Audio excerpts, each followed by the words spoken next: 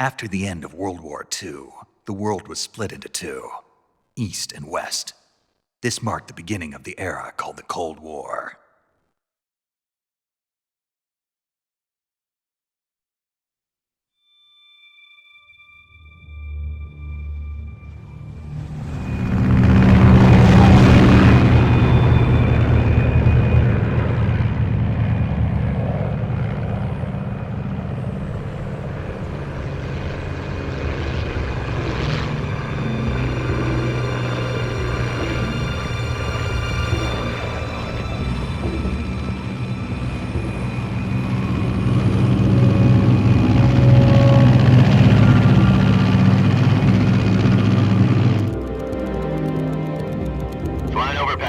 Altitude 30,000 feet. Approaching Soviet airspace. 20 minutes to drop off. Commencing internal depressurization. Equipment check. Arm main parachute. All right. You ready to go? Drop zone still showing a high pressure mass. Cav okay. Good. We've got high visibility.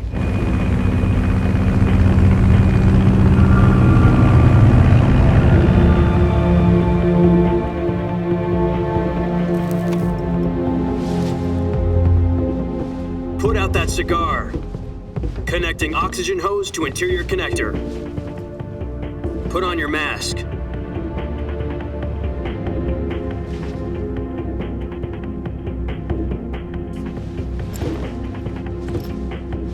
Does this panty waste know what he's doing? Approaching release point. 10 minutes to drop off. Hey, are you deaf? He said put out the cigar and put on your mask.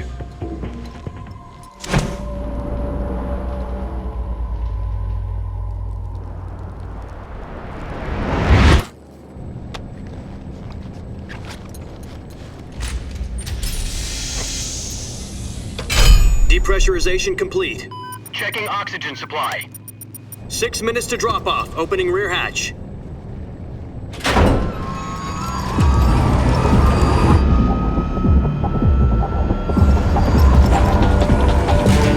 Sunrise.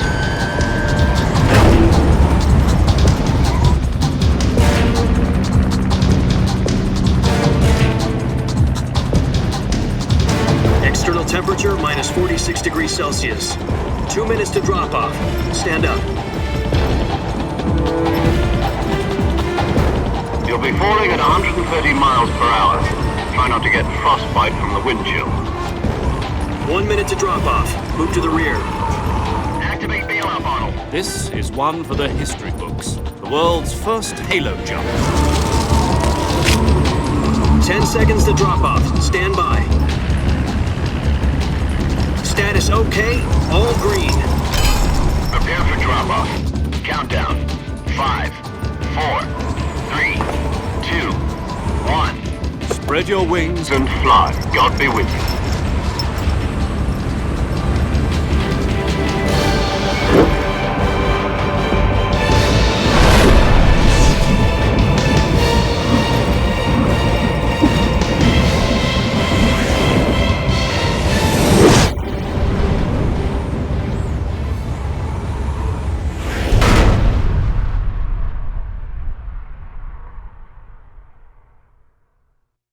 Jack, I've got some important news.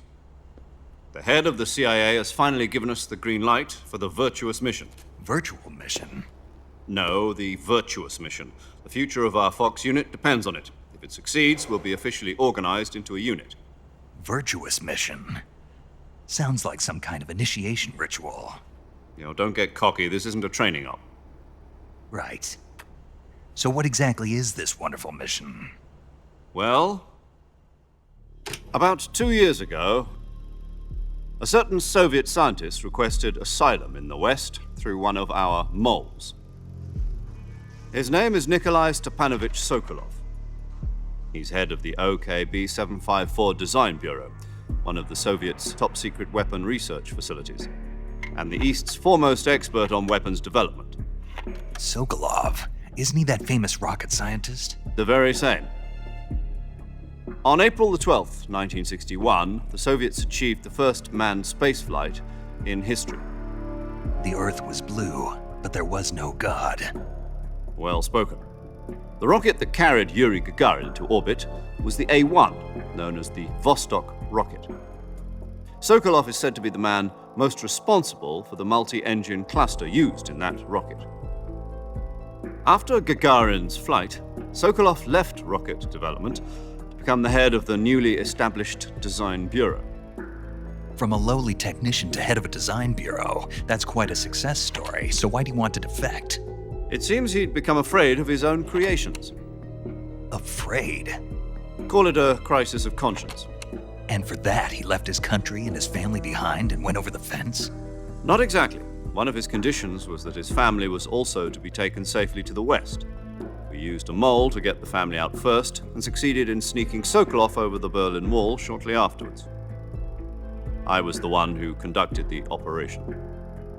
The security on the eastern side was still full of holes back then. Then what? We got Sokolov over in one piece, but the whole ordeal had left him exhausted, and we checked him into a hospital in West Berlin.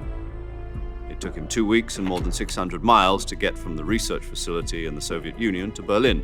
He was in no condition to say anything coherent. And it was only a week later that we had something much bigger on our hands. The Cuban Missile Crisis. October the 16th, 1962, President Kennedy received word that the Soviets were in the process of deploying intermediate-range ballistic missiles in Cuba. The President demanded that the Soviets dismantle and remove the missiles. At the same time, he announced a naval blockade to prevent further missile shipments from reaching Cuba. But the Soviets didn't back down, instead placing their armed forces on secondary alert. Soviet transport ships carrying missiles continued on course towards Cuba. US and Soviet forces went on alert for an all-out nuclear war. Frantic negotiations were conducted through the UN's Emergency Security Council and unofficial channels to end the hair-trigger standoff.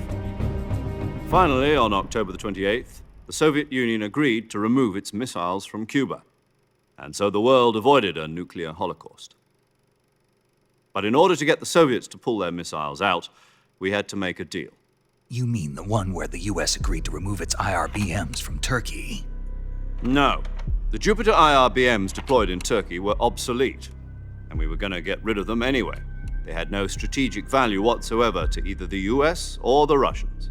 The Turkey deal was a ruse, a cover story that was fed to the other intelligence agencies around the world. So what did the Russians really want? Sokolov. They wanted us to return Sokolov. You mean the Soviets pulled out of Cuba just to get their hands on Sokolov? That's right. What the hell was he working on? At the time, we had no idea. We were running out of time. It was either give up Sokolov or risk full-scale nuclear war.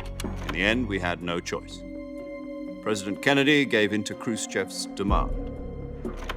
The next day, I got Sokolov out of the hospital, handing him over to agents on the eastern side.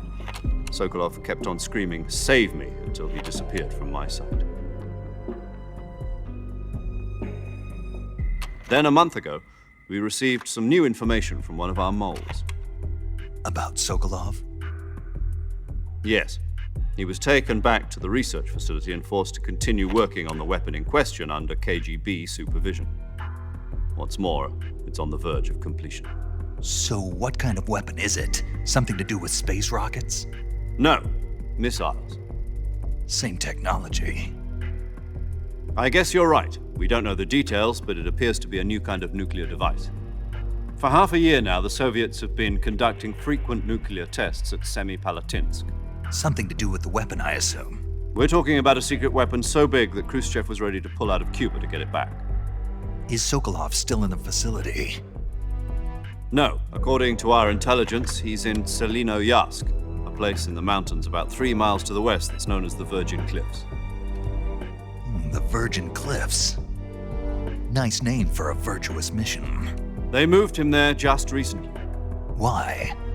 Apparently, they're conducting a field test of the weapon, but it's our best chance to get him back. This mission would never have been possible if he was still in the research facility. This is our last chance. Sokolov must have known that too when he contacted us.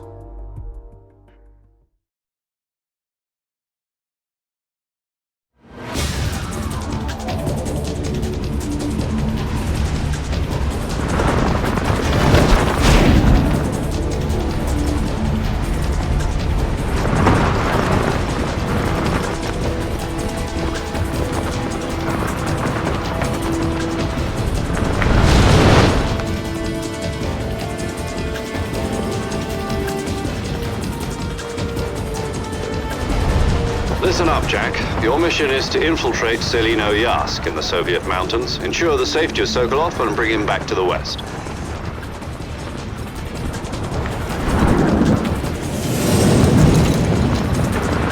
If we don't get Sokolov back before that weapon is complete, we'll be facing a major crisis.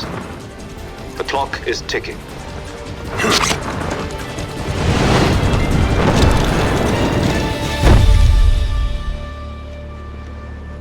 Once we've confirmed the rescue of Sokolov, stand by at the recovery point. A recovery balloon will be dropped at that point. Helium will be pumped into the balloon to inflate it. The process takes about 20 minutes.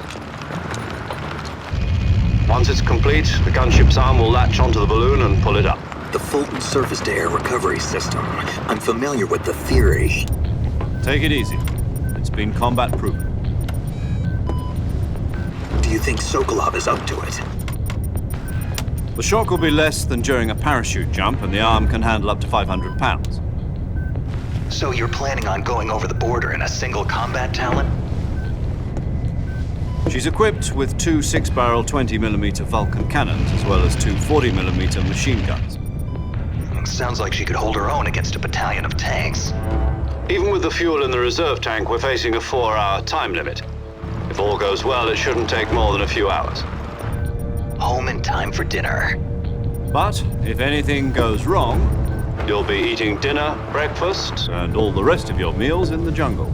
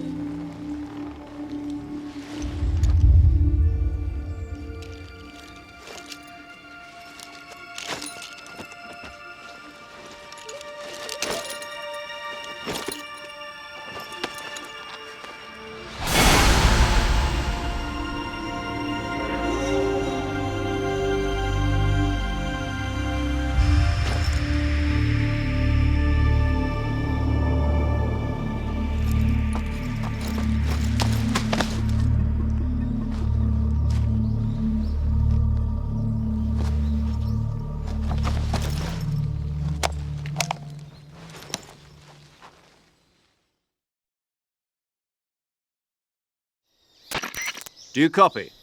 You're already in enemy territory, and somebody might be listening in. From here on out, we'll be using code names to refer to each other. Your code name for this mission will be Naked Snake. I'll be referring to you as Snake from now on. You're not to mention your real name. Snake? What, you don't like snakes? What do you mean? You've eaten one before, haven't you? In survival training. I'm glad to hear that. I don't know if I'd ever order one in a restaurant, but... Be careful, you might not have a choice. What about you, Major? What should I call you? Let's see. I'll be Tom. Call me Major Tom. This will be a sneaking mission. You must not be seen by the enemy. You must leave no trace of your presence. Is that clear? This kind of infiltration is the Fox unit's speciality. In other words, weapons and equipment are procured on site. That goes for food as well. You're completely naked, just as your name implies. Great. Now I see why you asked me if I like snakes. I suppose calling me Snake was your idea of a joke, too. No. There's a good reason for that. I'll tell you later when the time is right. Gotcha. Getting back to the subject, how exactly am I supposed to feed myself? You've been issued a knife and a tranquilizer gun. Use them to hunt for food. You'll also find some medical supplies in your backpack. Yeah, about the backpack. I lost it in a tree on the way down. I see. Well, you'd better go back and get it then. You know where it is? No problem. I can see it from here. It's stuck on a branch. To climb a tree, stand in front of a tree that's covered in ivy and press the action button. I'll be monitoring your progress over the radio. We can't risk violating Soviet airspace, but I'll be in the gunship. My frequency is 140.85. I'll give you a call if I need to talk to you. If you need to talk to me, use the send function. Okay, Snake, go get your backpack.